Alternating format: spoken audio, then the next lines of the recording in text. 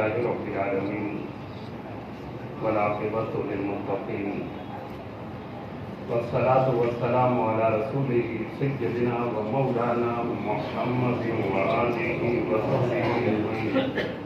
أما بعد فأعوذ بالله من الشيطان الرجيم. بسم الله الرحمن الرحيم. وإذا مرضت فهو يشفين.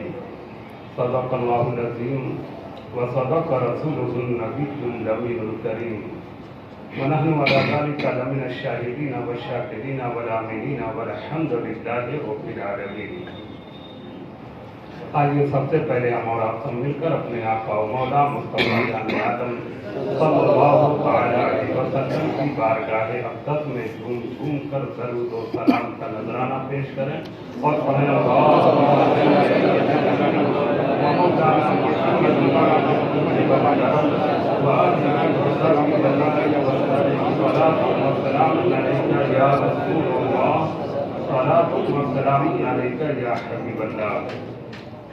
آج میں آپ کے سامنے میرا خیال ہے تقریباً 6 جمعہ کے بعد اس طرح آپ کے سامنے آیا ہوں.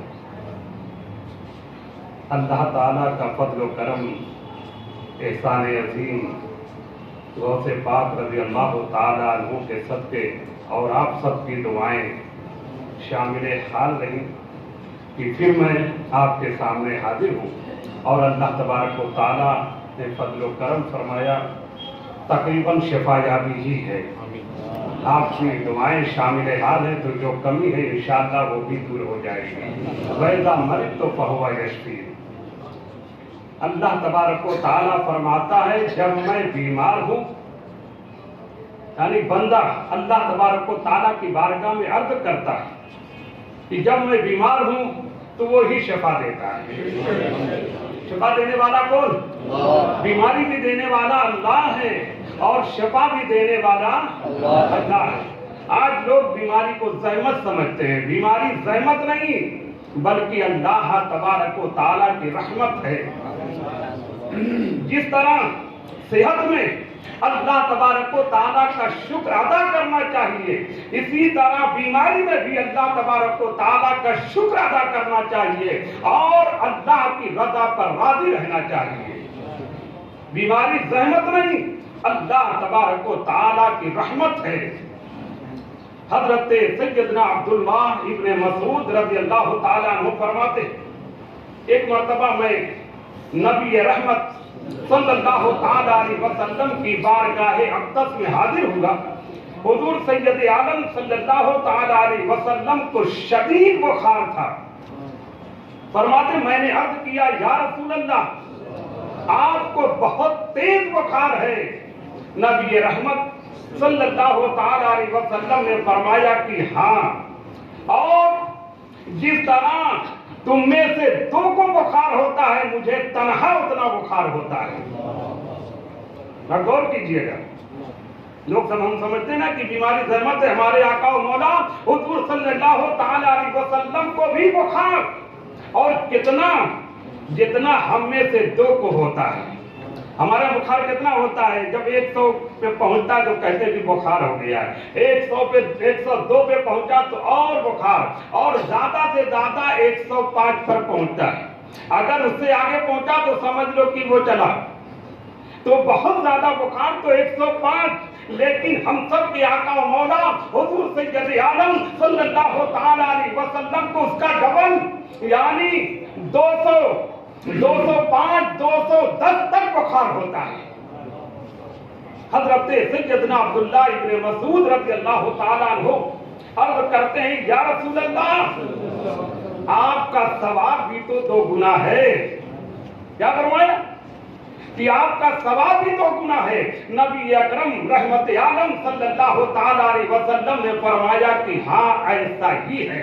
جیسے ہم کوئی نیکی کریں تو ایک نیکی کا ثواب کم سے کم 10 گنا ہے، لیکن اللہ کے حبیب صلی اللہ تعالیٰ علیہ وسلم کی کوئی نیکی ہمارے 2 گنا کے برابر ہے.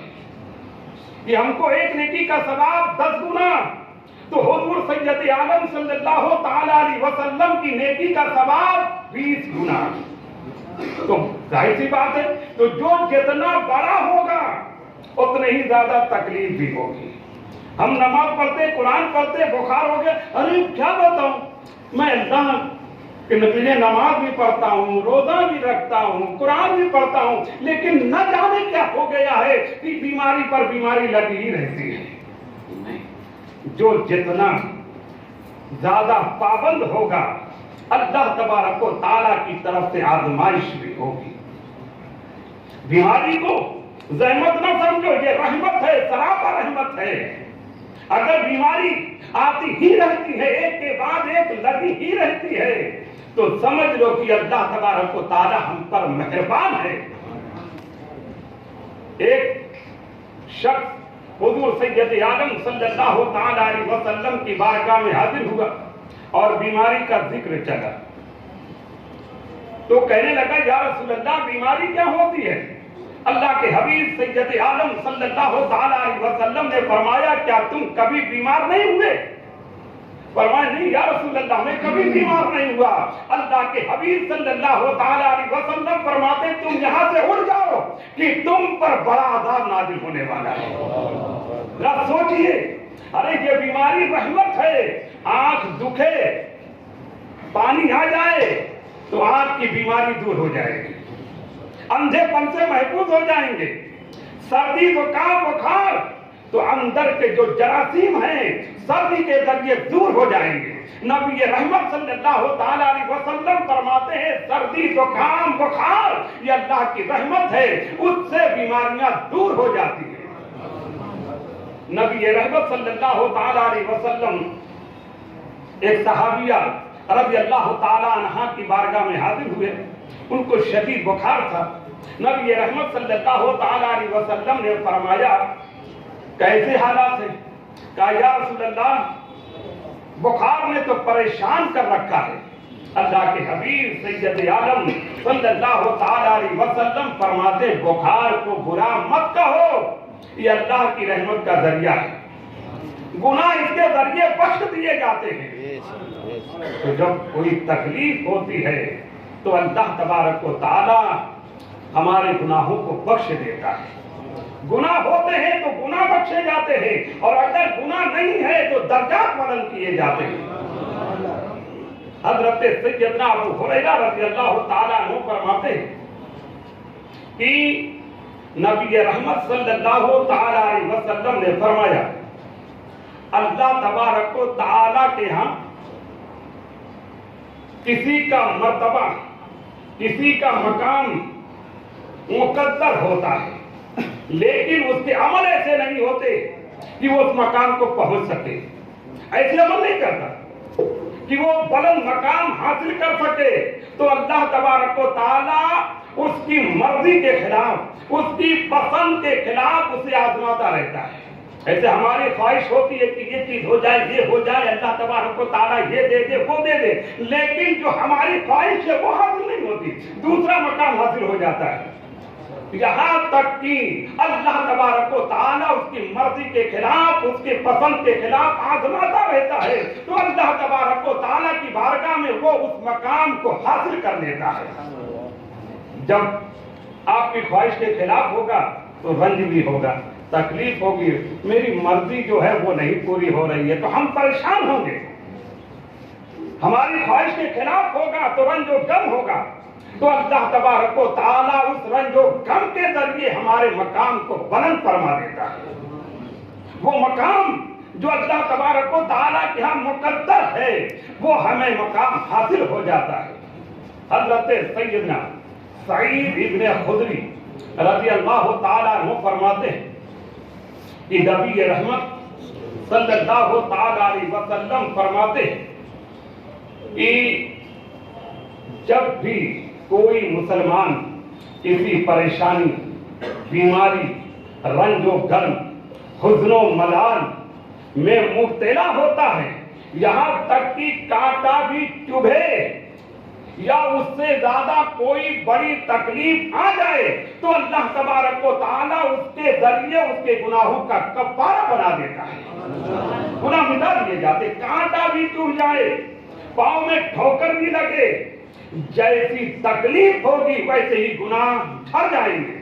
जैसे दरख्त से पत्ते झड़ते हैं, आपने देखा होगा मौसम में बाहर तक कि पत्ते किस तरह झड़ते हैं। तो अगर ज्यादा तकलीफ है तो ज्यादा गुनाह झड़ते हैं, ज्यादा तकलीफ है तो ज्यादा गुनाह माफ कर दिए जाते हैं, और अगर गुनाह नहीं है तो अल्लाह तबारक व तआला की बारगाह में दर्जात को बुलंद कर दिया जाता है। तो तकलीफ को तकलीफ न समझो, हमारे लिए दुनिया कुछ भी नहीं, आज नहीं तो कल मौत आनी है, सबको इंतजार है। कुछ लोग तो बेचारे सोचते रहते हैं अभी नहीं मरना है, अरे मरना तो है ही, आज नहीं तो कल मरना है। बस अल्लाह तबारक व तआला आफियत की जिंदगी दे, ऐसी जिंदगी दे जिसमें उसकी और उसके हबीब सल्लल्लाहु तआला अलैहि वसल्लम की रज़ा हासिल हो। ये जिंदगी नहीं कि हमें मस्जिद का भी पता नहीं, ना नमाज है ना रोजा है, ना अल्लाह तबारक व तआला का नाम ज़बान पर है, कलमा तैयबा भी लेना नहीं जानते, तो फिर ऐसी जिंदगी बेकार है कि यहाँ भी परेशानी है वहाँ भी परेशानी है। लिहाजा अल्लाह तबारक व तआला की बारगाह में आफियत की जिंदगी और आफियत की रोजी की तलब करो। आफियत की रोजी हलाल रोजी, बरकत वाली रोजी, थोड़ी है लेकिन उसमें बरकत है, सुकून है, इत्मीनान है। तो अल्लाह तबारक व तआला की बारगाह में जाना ही है, आज नहीं तो कल, लेकिन आफियत के साथ। दुनिया में रहे तो आफियत के साथ, और जब उसकी बारगाह में पहुंचे तो वहां भी आफियत ही आफियत हो। और कभी बीमारी को बुरा न कहना, बल्कि अल्लाह की रजा पर राजी रहोगे तो अल्लाह तबारक व तआला हमारे लिए, नबी रहमत सल्लल्लाहु तआला अलैहि वसल्लम फरमाते हैं कि जब मैं किसी को आजमाइश में मुब्तला करता हूं और वो मेरी रजा पर राजी रहता है, मेरी आजमाइश पर सब्र करता है, मेरी तारीफ करता रहता है, तो उसके गुनाह ऐसे खत्म हो जाते हैं जैसे आज माँ के पेट से पैदा हुआ। हदीस पाक नबी रहमत सल्लल्लाहु तआला अलैहि वसल्लम फरमाते हैं, जब बीमार बिस्तर से शफायाब होकर उठता है तो ऐसा हो जाता है जैसे आज ही माँ के पेट से पैदा हुआ हो, और अगर बीमारी में दुनिया से चला जाए तो डायरेक्ट जन्नत में दाखिल हो जाता है। हम बीमारी को पता नहीं क्या समझते हैं, लेकिन जरा सोचें, ये बीमारी जन्नत की जमानत है। बीमारी में दुनिया से चले गए तो जन्नत में दाखिल हो गए। अल्लाह तबारक व तआला हम सबको नेक तौफीक अता फरमाए और बीमारी को जहमत नहीं रहमत समझने की तौफीक अता फरमाए। वमा अलैना इल्लल बलाग। अस्सलामु अलैकुम व रहमतुल्लाहि व बरकातुहू।